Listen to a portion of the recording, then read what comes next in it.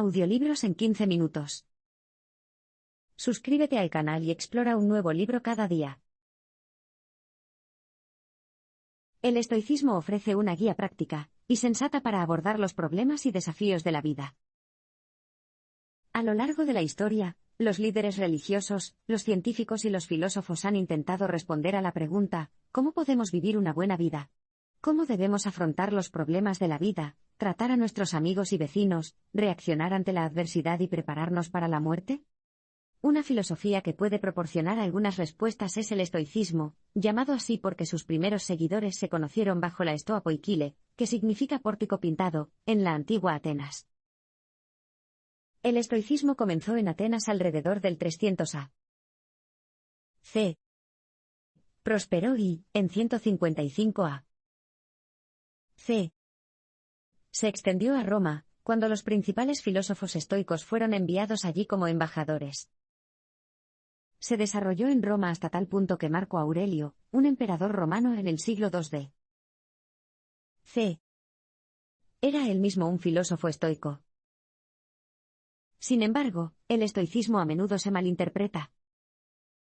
Cuando decimos que alguien es estoico, queremos decir que es más bien pasivo, y que tolera lo que se le ocurre sin preguntas ni emociones. Pero, en realidad, el estoicismo no es en absoluto pasivo, y no se trata de suprimir las emociones. Se trata de lo que podemos hacer para llevar una buena vida. Se ocupa de tres disciplinas. En primer lugar, la del deseo, o lo que debemos y no debemos aspirar; en segundo lugar, la acción o la forma en que debemos comportarnos; y en tercer lugar, el asentimiento, cómo debemos reaccionar ante las situaciones. Esto puede sonar un poco teórico. Pero para los antiguos estoicos, su filosofía era explícitamente práctica. Marco Aurelio, el emperador filósofo, escribió su obra más famosa, Meditaciones, como guía personal para su propia superación personal. Uno de los filósofos estoicos más influyentes, y un pensador que a menudo nos guiará en estos parpadeos, fue Epicteto. Epicteto, un antiguo esclavo romano liberado con una pierna lisiada, se convirtió en profesor de filosofía en el primer siglo. Su pensamiento está registrado en la obra llamada Enchiridion, que significa manual, que nos da una pista sobre su perspectiva práctica. Como veremos, los discursos de Epicteto se centraron no solo en la teoría de lo que contribuye a una buena vida, sino también en consideraciones prácticas para el día a día. Vamos a sumergirnos y echar un vistazo a uno de los principios estoicos clave. No todo está bajo nuestro control. Concéntrese en aquello en lo que puede influir y no se preocupe por el resto. Desde el viajero nervioso que se preocupa por las turbulencias hasta las personas que hacen dieta que no pueden cambiar esos obstinados últimos kilos, muchos de nosotros gastamos energía en cosas que no podemos cambiar. Afortunadamente, el estoicismo tiene consejos para nosotros. Un principio central del estoicismo es la dicotomía del control. Eso significa, como enseñó Epicteto, que debemos aprovechar al máximo lo que podemos controlar, y aceptar lo que no está en nuestro poder de cambiar. Este sentimiento es ampliamente conocido, pero menos seguido. ¿Qué hay en el poder o el control del viajero nervioso? ¿Qué puede hacer para evitar una catástrofe aérea? Un poco. Puede elegir si su viaje es necesario y, de ser así, qué aerolínea elegir. Lo que no puede hacer es controlar o influir en nada una vez que esté en el aire.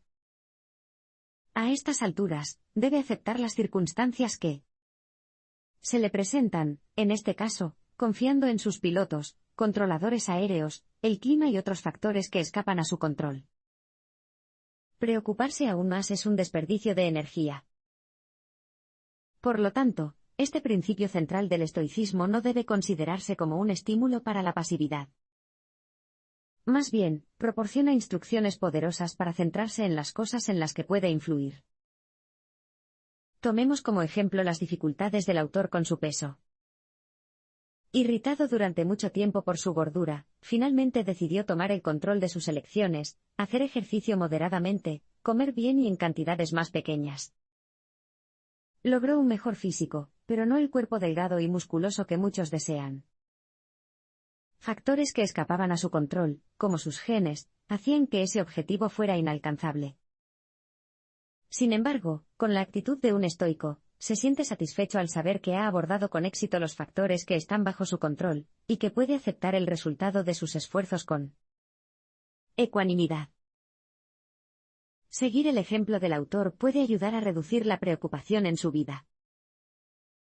Piensa en alguien que esté en la fila para un posible ascenso. Cree que puede conseguirlo, ha tenido un buen desempeño durante varios años, y ha hecho todo lo posible para garantizar el éxito. Pero sigue angustiada por la política de la oficina que podría interponerse en el camino o por los colegas que pueden ofrecer competencia. Un mejor enfoque sería pensar como un estoico. Satisfecha de haber hecho lo que estaba en su mano, podía esperar y aceptar la noticia con calma, ya fuera buena o mala. Los estoicos enseñaron que debemos seguir la virtud moral en lugar de buscar la riqueza, la salud o la comodidad en la vida. Muchos filósofos antiguos, incluidos los estoicos, argumentaron que deberíamos buscar la virtud moral por encima de los beneficios materiales como la riqueza y la comodidad. El filósofo Sócrates, que tuvo una gran influencia en los estoicos y en la mayoría del pensamiento occidental, proporcionó un modelo, aunque extremo. Cuando un oponente político acusó a Sócrates de impiedad y finalmente lo condenó a muerte, Sócrates pudo haber escapado gracias a amigos leales y serviciales. Sin embargo, se negó a hacerlo y dijo a sus molestos amigos que tenía que cumplir con su deber moral de aceptar la ley y el sistema judicial, a pesar de su flagrante uso indebido. No podemos saltarnos las reglas en las ocasiones en que no nos favorecen, argumentó. Aceptó su muerte para mantener su integridad, a costa de sus amigos y familiares. La mayoría de la filosofía estoica es un poco más pragmática que este enfoque inflexible.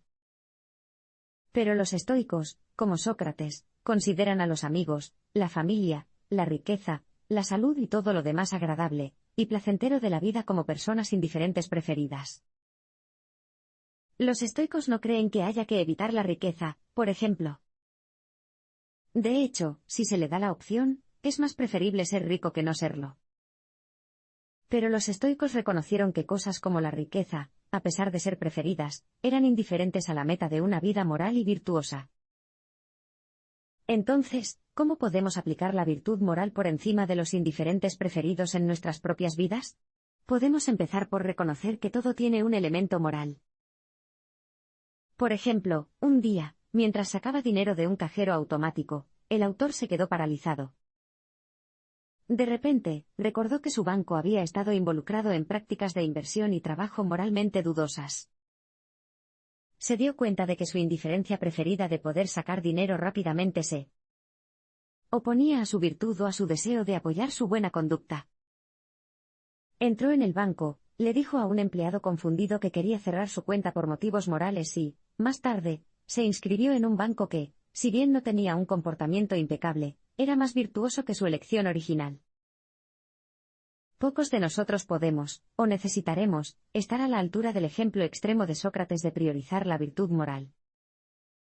Sin embargo, todos podemos considerar si una mayor parte de nuestras decisiones en la vida podrían guiarse por un compromiso con la virtud moral. Ahora consideremos qué significa realmente la virtud. Los conceptos estoicos de virtud, basados en la sabiduría, el coraje, la templanza y la justicia, siempre han sido importantes. Hemos visto que vivir con virtud era importante para los estoicos.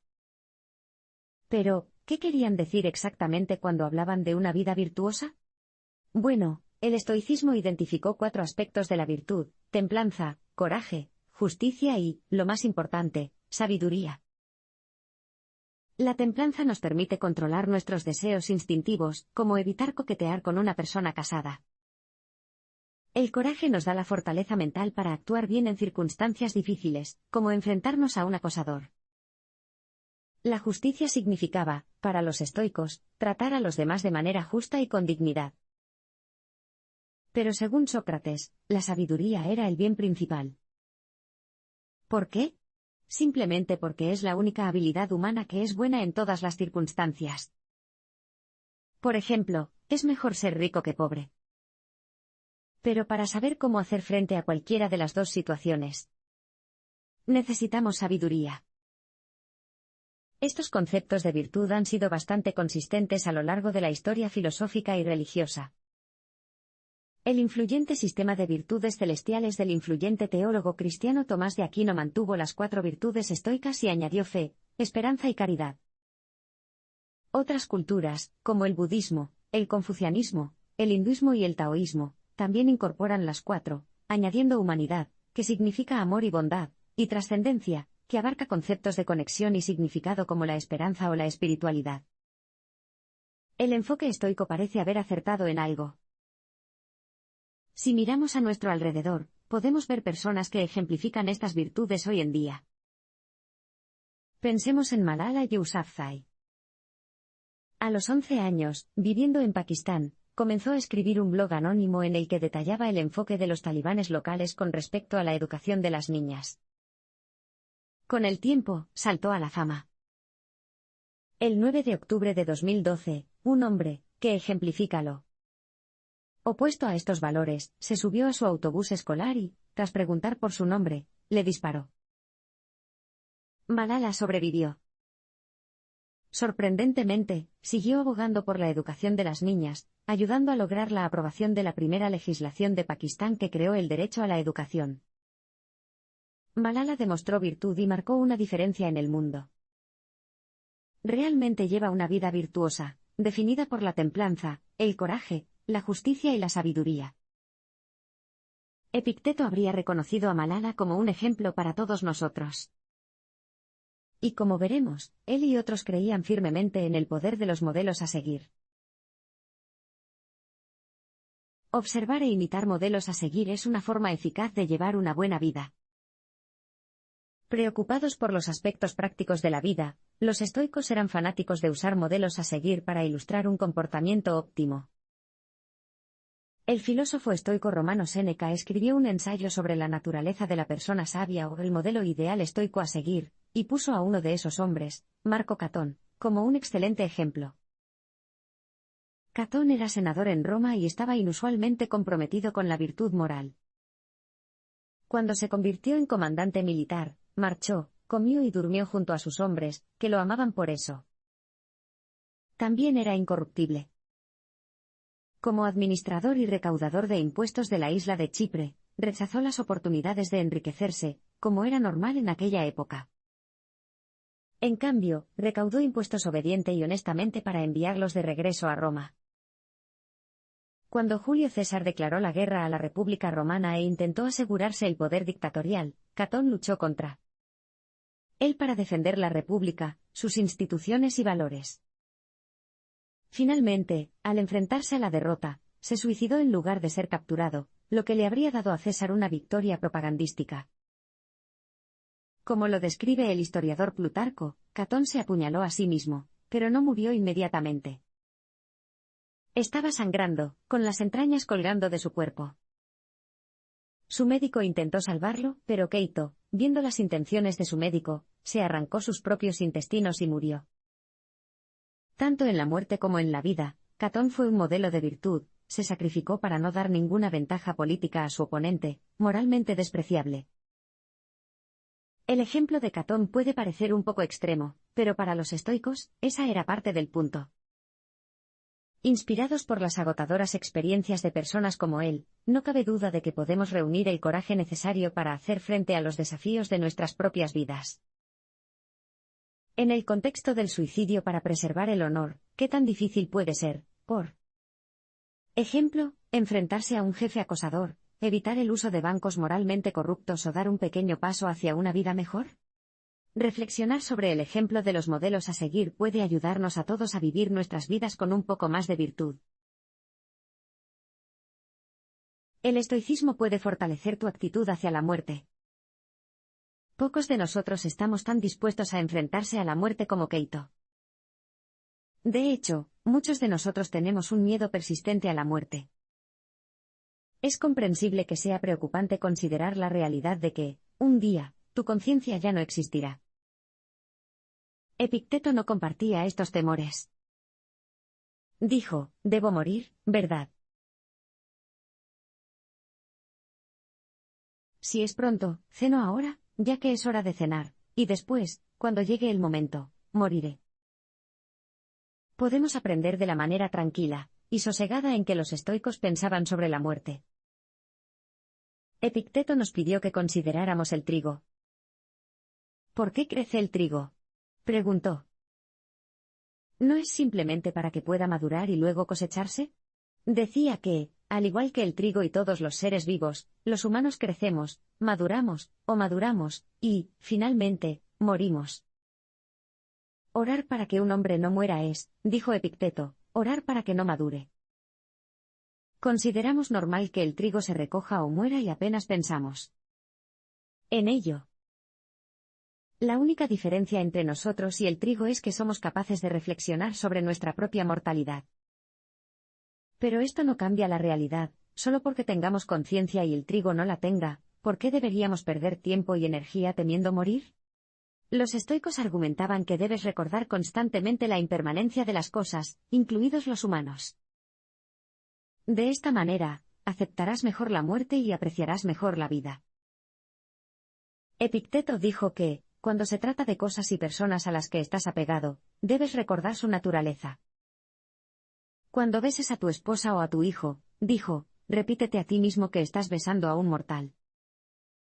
No te enfadarás tanto si te los quitan. Esto parece un poco chocante al principio. Pero lo que Epicteto enseña no es que debamos ser indiferentes hacia los humanos. Más bien, sugiere dos cosas. En primer lugar, nos enfrentamos a la realidad de que nuestros seres queridos no son permanentes. Y, en segundo lugar, precisamente por esta razón, que nuestras parejas o nuestros hijos pueden morir, debemos recordarnos regularmente que son preciosos. Según los estoicos, debemos tomarnos en serio la mortalidad. Pero en lugar de sentir estrés anticipándonos a la muerte, debemos encontrar cuidado y aprecio en la vida. Haz una pausa y reflexiona, ponte en el lugar de los demás, y manejarás mejor la provocación y la desgracia.